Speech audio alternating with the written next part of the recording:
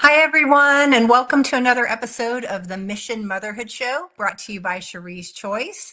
I'm your host, Cherie Bergeron, the founder of Cherie's Choice. And each week we explore the challenges that ambitious women face finding love, struggling with infertility, and navigating their path to motherhood on their own terms. And this is actually a follow up from a session we had in January called Unwrapping New Possibilities for Motherhood. And I'm super excited to invite back Ayo Haynes. And let me tell you a little bit about Ayo. She is a life and open adoption success coach. She's a speaker and creator of the Open Adoption Success Framework. She empowers women, especially single mothers by choice, to approach adoption with clarity, confidence, and emotional preparedness so they can build healthy, connected families rooted in intention rather than fear. And I love that. After becoming a mother through open adoption at 46, Io transformed her lived experience into a coaching platform that helps women navigate the emotional, relational, and practical realities of adoption with honesty and grace. And her work demystifies the adoption process, reframes outdated narratives, and centers the well-being of both of birth families and adoptive parents. Such an incredible mission that you have. Thank you. It just came out of my own experience and my own desire to have healing and wholeness in my life, not just for my child, but also realizing that the only way that she could truly be whole was if her relationship with the adoptive family, the birth family, was whole and not one of resentment or questioning, wondering, anger, any of those things. And I feel that if we can take control of the situation early on and direct the narrative, we're the better for it. Wow. And you and I have so many common themes. And I know we connected on LinkedIn, and it was like, this lady is, we have so many parallels in our life, although we chose different paths to motherhood. And that's why I was so excited to talk with you. So I know that, like me, and I imagine so many other women listening, you have been a strong career woman for your whole adult life. So, what was the point at which you realized that you wanted to become a mother? Yeah, and I would go back before you said something about we chose different paths. The path finally chose me. Yeah, I yeah. can't say that I chose adoption initially. I went through the whole IUI IVF route. Okay. Those didn't work. And then so the path, excuse me, the path of adoption then became the most uh positive and the path that could actually bring my dreams come true, make my dreams come Gotcha. true. Gotcha. So yeah. And then your question was what again? I'm sorry. The question was just about, in the midst of a thriving career and being an ambitious woman, at what point did you realize that motherhood was something that was important to you? I have always known that motherhood was important to me. It was something that I grew up with as a child, wanting to be a mother. I mean, I was an only child, so I always wanted sisters and brothers. And then I wanted to be an obstetrician because I love babies so much. Okay. So that whole theme always ran through my life. And, as I was building a career, first of all, and I always say in my 20s, I was having fun, not even thinking about family and children. And in my 30s, I was building a business. And then I looked up and I was in my 40s and I said, well, I don't know how this happened, but we need to get going on it. And as I realized, and as I had more conversations with my doctor, I realized that time was really short and nothing was guaranteed unless I took it into my own hands.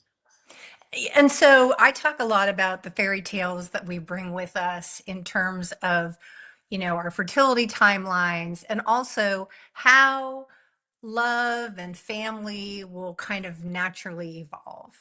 And so, did you ever, how did you think about that in terms of, as you were getting older, did the desire to have, like I called it, Prince Convenient, was there pressure to try to find someone to have that family with, or what were your perspectives on that? Yeah. So I went through the whole gamut. I'm like, and I'm dating somebody. Is it the right one? Will the timeline work out for us to get to the place where we can talk about family? Um, is there some friend that I could call upon who who is single right now and would love to have children, or would their wife not mind? All of these crazy thoughts. And then I had a conversation with an attorney that I hired for consultation, and she really just laid it out, because I did have an ex-boyfriend that I thought might be someone I could go through the process with. And she said, do you know what? If he feels more strongly about you than you do about him, this is probably not going to be the best relation or situation for you. And I could see that playing out in not the best way. And I also saw my friends who did go for Mr. Convenient and, settle into marriages or baby daddy ships that just didn't, you knew long term it wasn't going to work. And I am someone who likes the path of least resistance, and I could project forward. And I was like, no, I think I need I need to go do this by myself. And with Wow. Yeah. confidence, knowing that if I was happy and fulfilled, I would find my guy anyway. You were so smart to consult an attorney early on, because honestly, that's something that I didn't do. I always felt I kind of, I don't know if I was fearful of attorneys, but I was reticent to engage an attorney because I felt that that was sort of saying that, I always felt that two reasonable people could figure things out. But honestly, you don't know what you don't know. And attorneys have a really great way of putting that into concrete terms. And so, I think that's amazing that you sort of spared yourself those that perilous path. I certainly did not. So I commend you for And go, for seeking that information. those attorneys, they've seen everything, right? They've Yeah. seen the good, the bad, and the ugly. They So, hadn't seen mine, honestly. oh no. Mine was precedent setting, but Oh goodness. still, I do think they can help avoid a lot of pitfalls. And it sounds like that was a real moment of clarity for you. Absolutely. I'm the kind of person that does a lot of research before making a big step in a big area. There are obviously areas in my life where I know without a shadow of a doubt, and I can make a quick decision.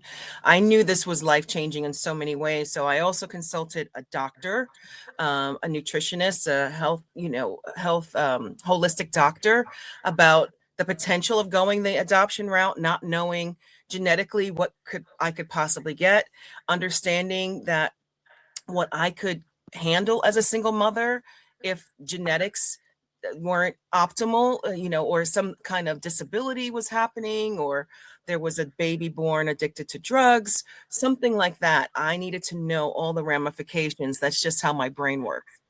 Wow. That's a really thoughtful and empowered way to approach it. I wish I'd known you back then. So you went the IVF route. You want to just talk a little bit about what that experience was like for you? Yeah, well, I started with IUI. Yeah. I did 5 rounds. None of them worked out. And then I did 2 rounds of IVF. My first round was actually the week of my mother's passing. Oh, So it was incredibly psychologically, unsure at that period of time. Like, do I do it? You start trying to read into some spiritual messaging that, okay, she passed and this is something she wanted for you. So then do you do it, or do we, because you're experiencing all this grief, do you put it off? And so in any event, it didn't work, and it didn't work the second time either. I don't know if it ever would have worked, because at 46, with a low threshold of reserve yeah. and the amount of hormones that I needed to take, I also think that that grief period took me out of assuredness that I knew for myself that I did not actually want to go IVF. I was never an IVF hormonal kind of person, but with facing the loss of my mother, the grief, the potential being alone, all of these factors played into me saying, okay, you know what, I'm going to go this route. And it was never a route that felt comfortable for me, but it was also, I didn't have a whole lot of people that I could go to see if adopting by if adoption was something that I really could explore. And then finally, my cousin who adopted, she came and let me know what was going on with her. And that's another thing I'd like to talk about, Sherry, is we compartmentalize our life so much that we don't share our journeys with other women. And Yeah. so other women are not able to take our stories, like you just said about, I would have known you. Like we are, there's not this environment of sharing stories about the good, bad, and not so pleasant part of our journey, so that the next person can make an informed choice. And Right. Well, that, tell me, because sometimes I think, this journey to motherhood is a journey of love. And sometimes I think the path unfolds when we're ready for certain pieces. So tell me, your cousin became someone that you started to speak to about adoption, and that sort of opened up a new avenue for you. So yeah. share what that was about. Well, it was actually, she opened up to me, right? I didn't even Yeah. know. No one in the family knew that she was going the adoption route. And it wasn't until the very last day of her 30-day waiting period, where the birth mother could change her mind theoretically, um, that she let me know what was going on in her life. She had disappeared. I was like, "Where have you been? What's going on?"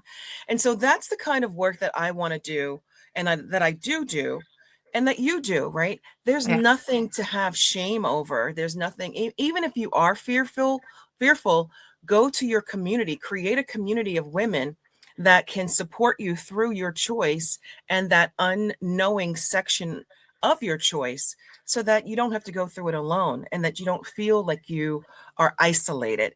And as a single mother, especially, we need community behind us and We with do. us.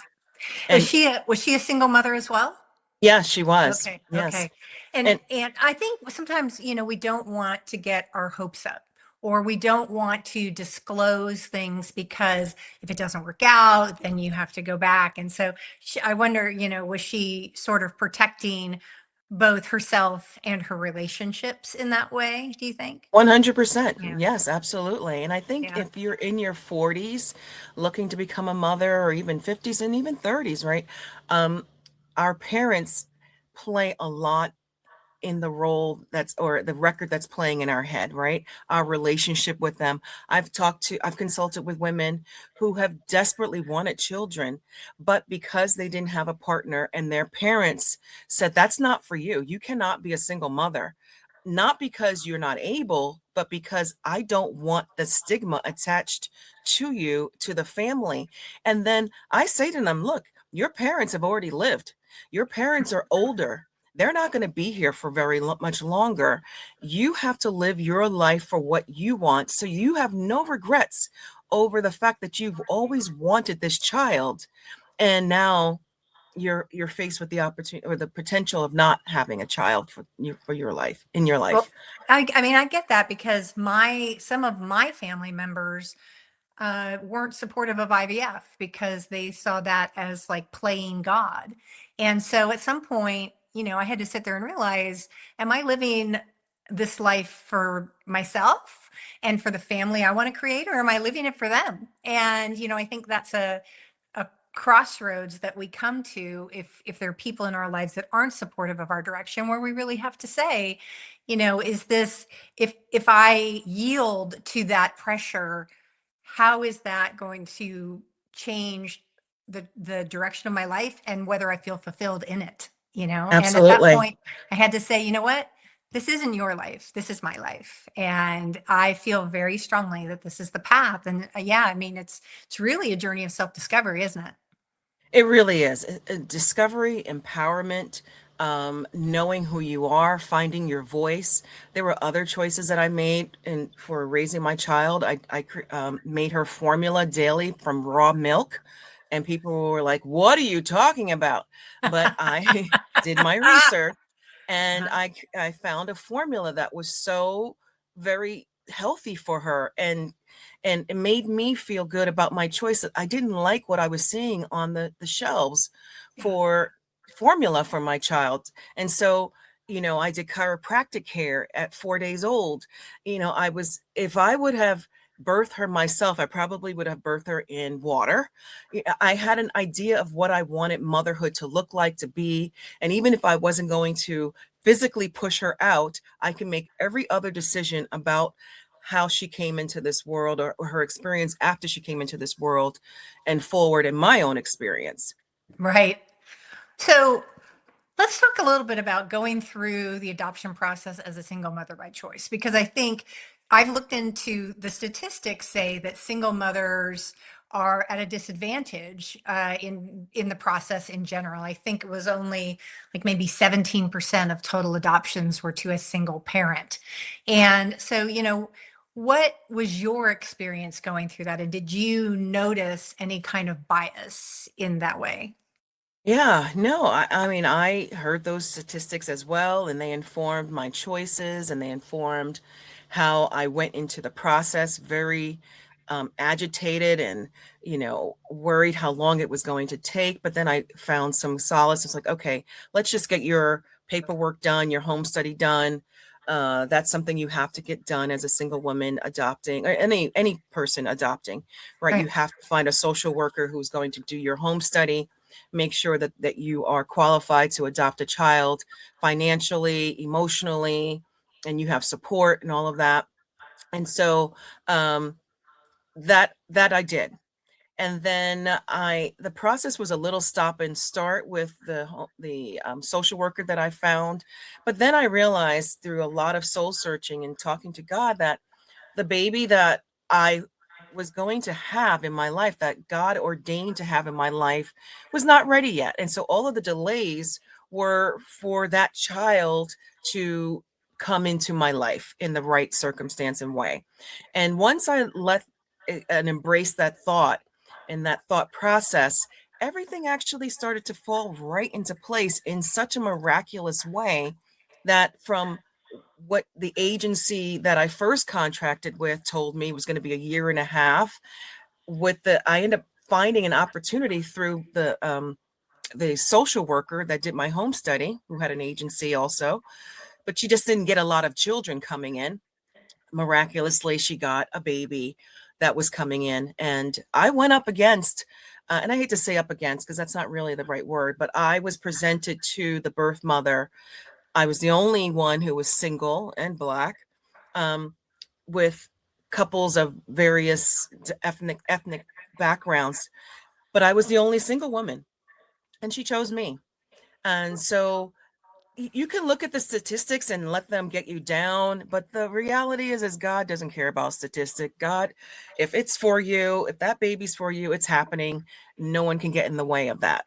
I love the spiritual thread through all of this because I think, you know, women who go through loss or disappointment, sometimes we think, well, God's not for us in this, or there's a message that's trying to be sent to us. But sometimes it's just not the right opportunity. It's not the right situation. And so God is protecting us from that or guiding us to the greater good, right? And so Absolutely. were you able to keep that faith strong throughout this process? I was, and with the delays, my voice got stronger. My understanding of the process got clearer. My desire for the kind of motherhood that I wanted became crystal clear. So I say now that I'm an adoption doula. Like that doesn't really exist. There are doulas out there for people who are, having births naturally, but there's no adoption doula to really say, what is it that you really want? Are you okay with an open adoption? Why aren't you okay with an open adoption? What does that look like?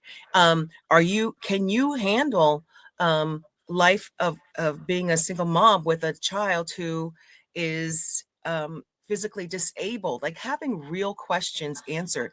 So the first agency that I contracted with, um, I say that because as soon as I gave my deposit, this other opportunity came into my life that I had to go with. She chose me. And so guess Yeah. what? I lost that money Yeah. from the first one. And they came back around and said, well, we have another child. Their parent is likely on drugs and that the baby will have some health issues. Are you willing to take that baby? And then you can, you won't lose your money. And I was like, well, first of all, It's not about the money, people. right, right. I'm going from one baby to twins. That never was really my motherhood plan. And, it was I felt like they were trying to talk me into a situation that was not right for me. And so with the delays, I became stronger in knowing my yeses and my nos. Right. And I remember one thing you said in our previous conversation, and you inspired me to write about it because it resonated with me and we shared it, was that motherhood was my non-negotiable.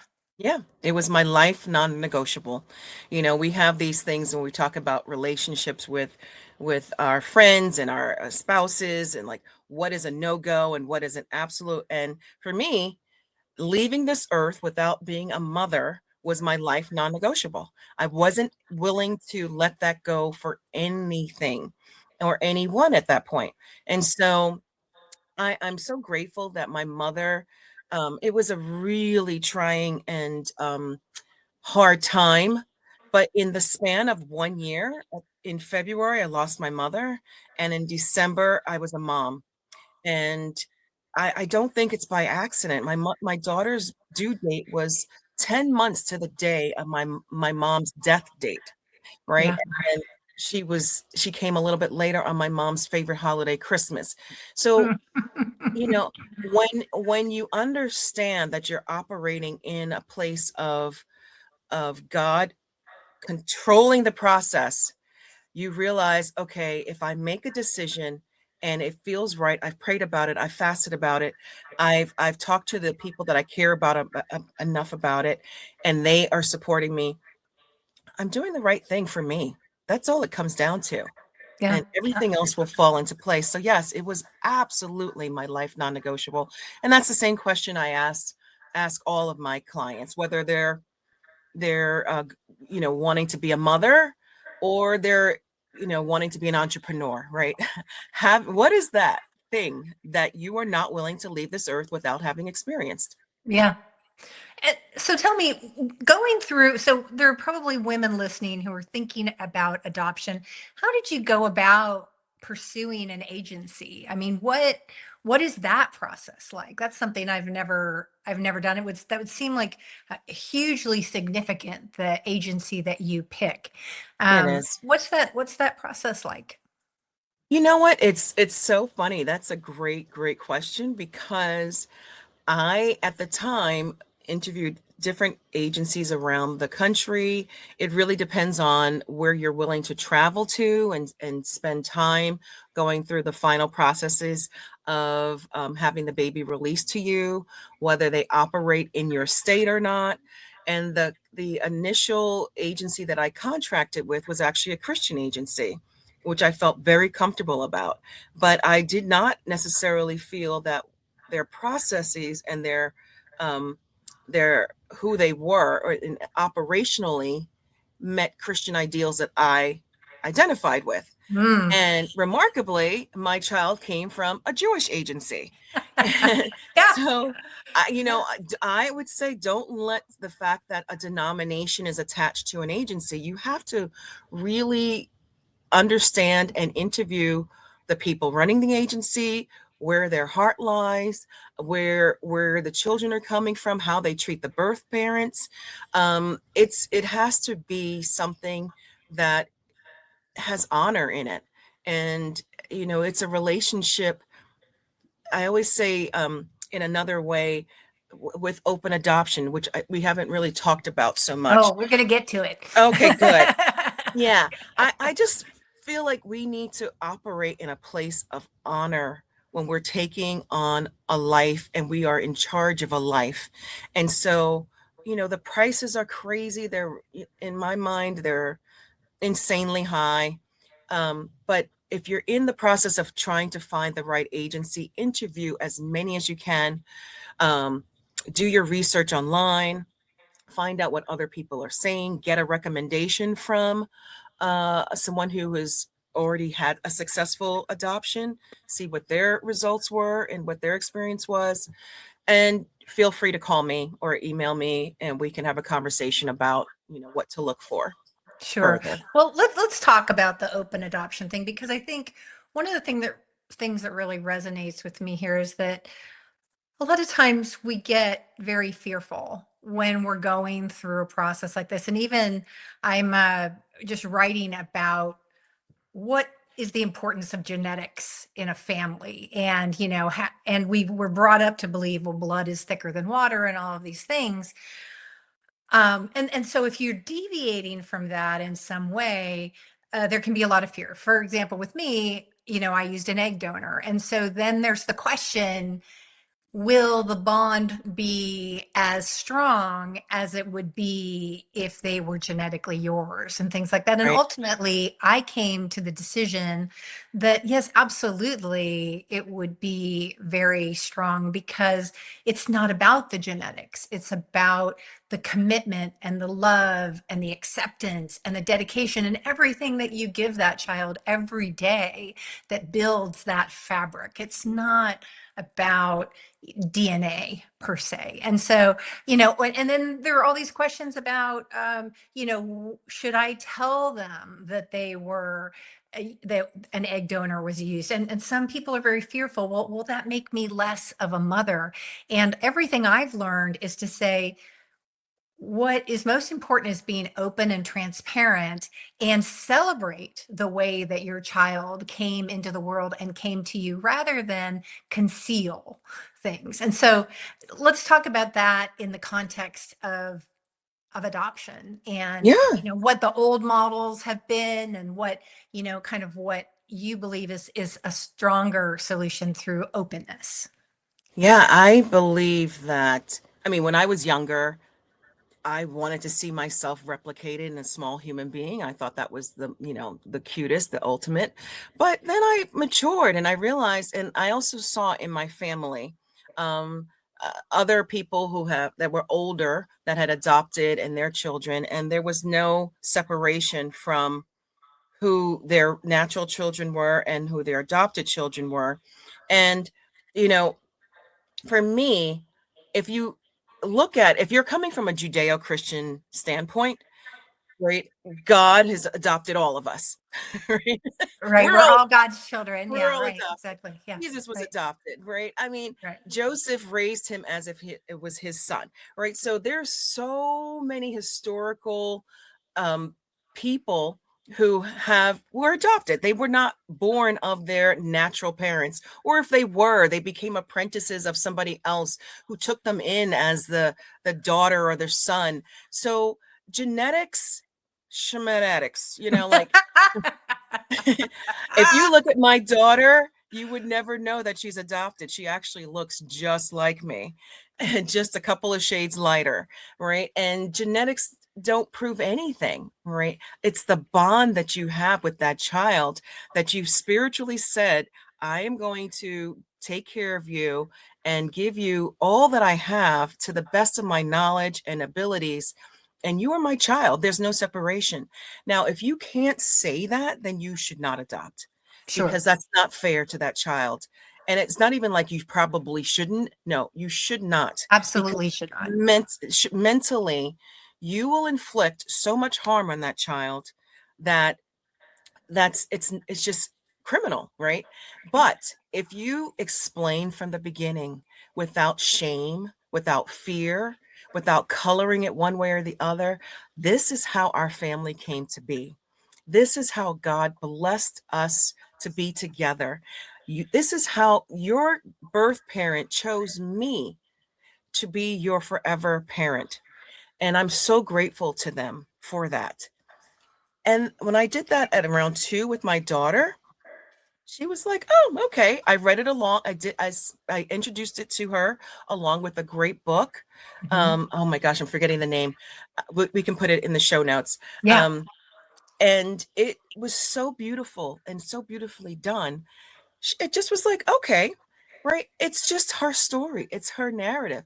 And so if we create shame around adoption, if we say give up for, which it still culturally is so ingrained that it comes out sometimes, like give up for adoption. No, she was placed in love with another family for the purposes of having the best that she could possibly have in her for her life. And her birth parents sacrificed so much in order to make that decision for this child that she loved so much. It's not that the birth parent doesn't love that child.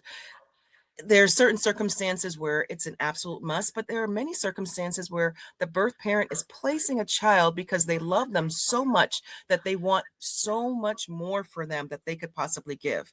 And so when I hear couples where the husband might say, well, it's not my child, I don't want to adopt, but that wife wants a child so much, that creates a schism, a huge chasm in that relationship Yeah. that is so difficult to overcome, where you're asking for someone to sacrifice deep love that they have, or a want and longing, because someone else can't get to a place of love that brings them all together. And so, Uh, I've been yeah, there. I have been there because I went a foster parent route, not an adoptive parent route. And I learned in the process that my then husband couldn't accept a child of color. And I had no idea that he had that belief system until we were in that moment of maybe being one of the final three families selected. And that was devastating. So you're right. I think if you are a single person going through this, it's in a way a little bit more simple because you know what your values are, you know what your priorities are. When you're in a marriage, it is a journey of two, and you have to blend those beliefs and they have to be absolutely aligned, because if they're not, that child is the one who would pay the price. absolutely. And if you're going to do a transracial adoption, you have to have those kind of conversations with yourself. And you may not be able to have it by yourself, right? You have to have a professional help walk you through what it means to be a parent of a child of a different race. If you're adopting a Black child, how to do their hair, how to make sure that they're socialized with other Black children and families, how to make them not have an identity complex that goes with that's for any race. We've seen it with Identity. Chinese. We've seen it with a lot Exactly. of Chinese children and how that was so Absolutely. prevalent, 20, 30 years ago. I had an experience. I went to a mastermind, and this is where the whole idea of an adoption coach came about. At this mastermind, I was put into a hot seat situation where they could work through what I was going to start doing with my coaching. And it turned out that the organizer of the mastermind had adopted. I didn't know that. So he had adopted two children. He loved my idea. He's like, let's put you on the hot seat. Let's talk this through. You would never imagine how many people are adopted, by the way, in any audience that you're sitting in. It's higher than you would think. The topic was so polarizing in that there were people that said, absolutely, I'm adopted. I wish I had had this experience where you could walk my parents through the process, and I would have somebody to talk to as I was getting older. Because remember, it wasn't until recently that open adoption was a thing, like that people embraced. It was closed adoptions completely. And then there was one woman in the audience who was Asian, and it really triggered her. She was like, "No, no, I don't want to know anything about my birth family. I they my she her understanding and her shaping of who she was so small because her adoptive parent would not let her embrace her Asian side or acknowledge it.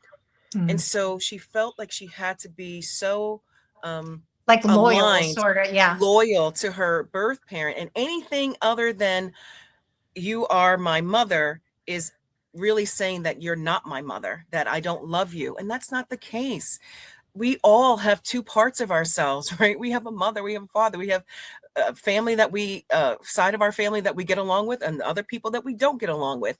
But to have a person have to choose their identity based on how you define love, that you can only love me as your mother because I did this, that, and the other, I adopted you, is harmful psychologically. I agree. I mean, she actually had to deny a part of her history, a part of her. She had to deny a part of her in order to feel like she would continue to get love from her parents. So Right. And to the crazy. extreme that she would not even identify, she wouldn't date Asian men, eat Asian food. I mean, it was such a psychological MF, like mind, Right. Yeah. Yeah. you Yeah. Yeah. know, No, I'm with you. that that we can't do that. We No. can't do that as adoptive parents. We can't do that as foster parents, right? We can't do that as parents, period, right? We can't pit people against each other. So that's I also say, Sherry, that the birth family is not my enemy. They gifted me with the greatest gift of my life. If I can talk to someone at Starbucks and thank them for making my coffee or opening the door for me, I can have a Gratitude. Yeah. gratitude to Absolutely. this Absolutely. family, this person that gifted me with the greatest gift of my life. And I repay that by um, making sure that she sees pictures of my child growing up from the very beginning, that they've met, that they have time, um, not alone for long periods of time because we haven't gotten to that period, but I can walk away from the dinner table that at the restaurant that we're at and let them have a little bit of time together and really look at each other, touch hands, hug, hold each other. I can do that because I don't have any um, remorse or fear that this Fear. person wants nothing less than this her child to be healthy in every manner, including psychologically. So you started to paint a picture of what that openness is. That openness is sharing information about your child, and vice versa, maybe sharing information about the biological parents with your child. Sometimes there might be a meeting of them, or a sharing of a holiday, or something like that. But it's not constant, right? It's It on. depends. Yeah, I mean, It's all how you all interact, right? As the adoptive parent, I control the contact and the access, but you're going to use wisdom to figure out when is a good time to meet, what kind of event to meet at, where, who's involved. You little by little, it's like a yeah, friendship, right? it You just start, unfolds. Yeah. it unfolds and you see, how deep this friendship can go or this relationship can go, and you also take into account how far they want to go. They may not want to go all the way in. They may only want a little piece of information here and there. You let it unfold. Then I also ask my daughter, do you want to see so and Right. Right. is this a time that you want? And she'll say yes. So I don't ignore her. We don't placate and act like we're not an adoptive family. It doesn't come up every day, but there are situations where, yeah, we're going to address it and we're going to talk about it and just treat it as normal. I mean, so you're living in your truth. You're using discernment of every party's participation in that, and figuring it out day by day. I mean, Being an that's adult. Being an adult.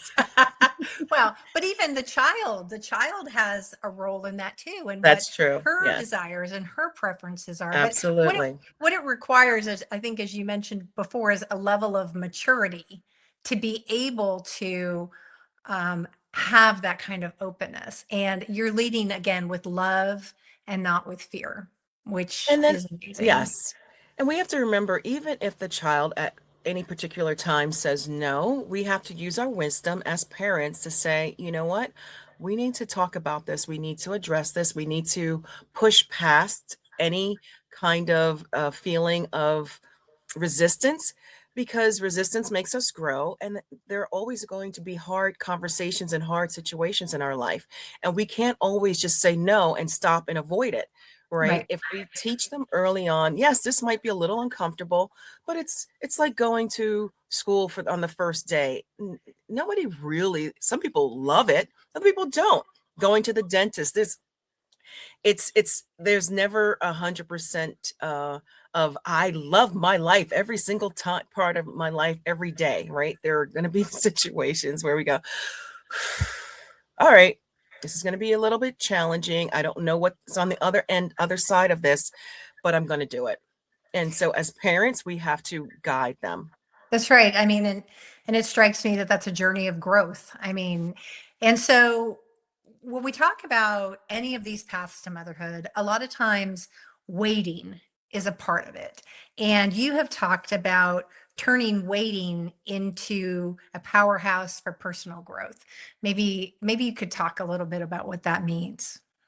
Waiting is so difficult, but it's so growing, right? And I like to think of it as the chrysalis stage and the butterfly, right? You're just waiting, but there's a lot going on in that waiting, right? There's a metamorphosis going on. There's a changing your body. That butterfly, that caterpillar is getting stronger and changing into another being unto itself. And without the pushing out of the chrysalis and the shell that they're encased in, you don't get strong. Those wings don't get strong enough to carry this body along the way, right? It's so perfect for adoption, right? If you don't get stronger, if your wings don't get stronger, how can you carry another being in your world? Right. And and so in waiting, it's asking yourself, do I need to change jobs? Is my job so, you know, time consuming that I won't be able to be with my child as much as I want to? So maybe you had a job that took 50 hours of your week and that was fine because it was just you. But now you actually want to be there with your child. And maybe you need to do something else. Maybe you can't travel as much and you find a different job. I've had people do that. Sure.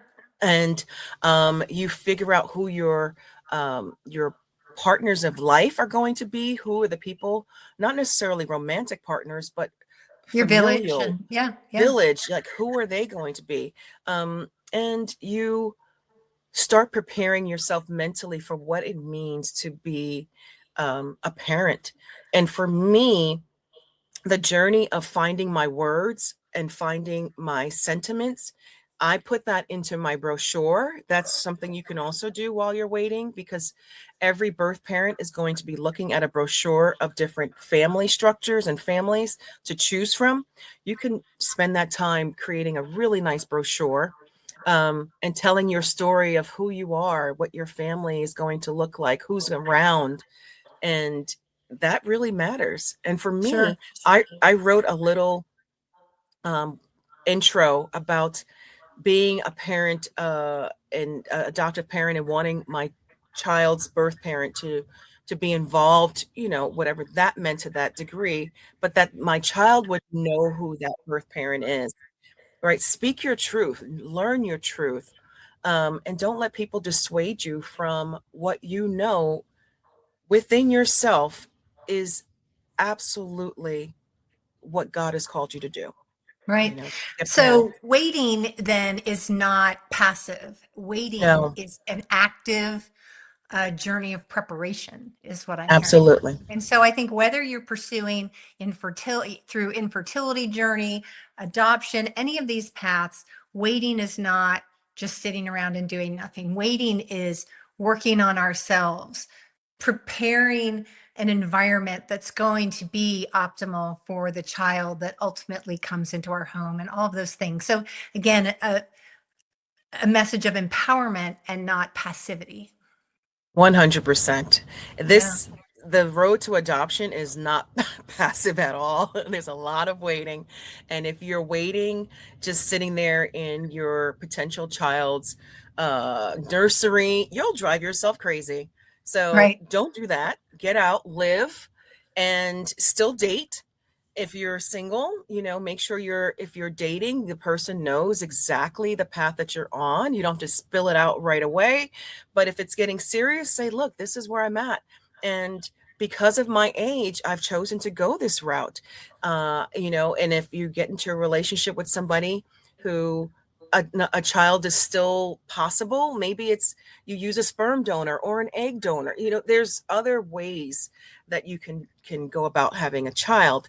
But I also think that in the waiting, you don't stop living, and you don't forget who you are, right? You Right. refine who you are. You refine your choices, your ethos, and who you are as a person, who you want to be as a mother, as a parent. What are your yeses and what are your nos?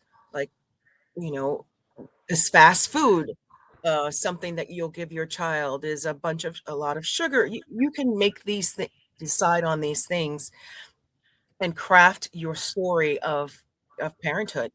Right. And so now you help women do exactly that. So let's just talk a little bit about that. So you provide coaching. I think you have a course that you Yeah. provide. You have a framework to think about all of this. Share a little bit about that. Absolutely. So the framework actually was started. So my background is real estate. I started as a certified mentor for real estate agents, starting their career and helping them have longevity in their career. And as I realized this, I was asking the same questions of them that I would ask of a person coming to me wanting to adopt, right? Again, what is your life non-negotiable? Is your life set up to do this? Who can support you in this new path?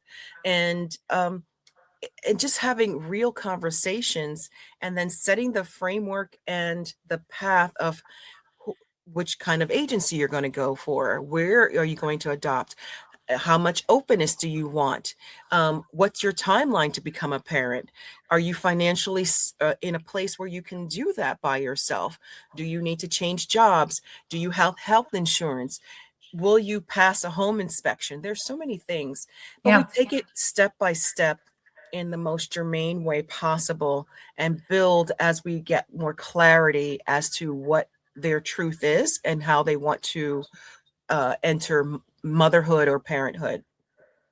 That's amazing. Well, I mean, for anyone who's listening who is feeling uncertain about their path and whether adoption is a choice that they're being called to, I think Io is such an amazing resource. And I thank you so much for spending this time. We will put all of the information about how people can get in touch with you into our show notes. But one parting thought: if there's someone who's listening who is interested in adoption, what advice would you give to them?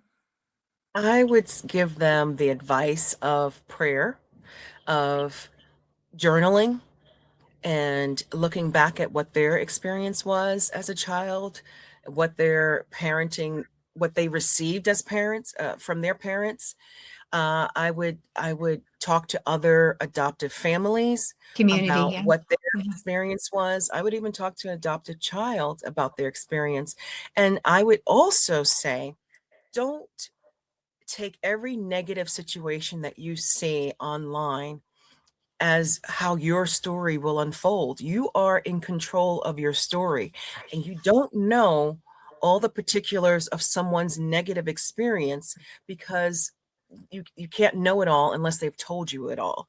But if you can craft from the beginning how you want your story to unfold as a parent, then that's how you construct your life. And that's what I've done.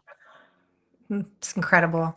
Well, thank you again so much. I love the work you're doing. I hope that people will go and check out the services that you provide, and really let their heart lead them if adoption is the path, and consider open adoption. So Absolutely. They can call me or contact me, and I'm happy to have a conversation. I love that. Again, this is Cherie Bergeron, and I'd like to leave you with one thought.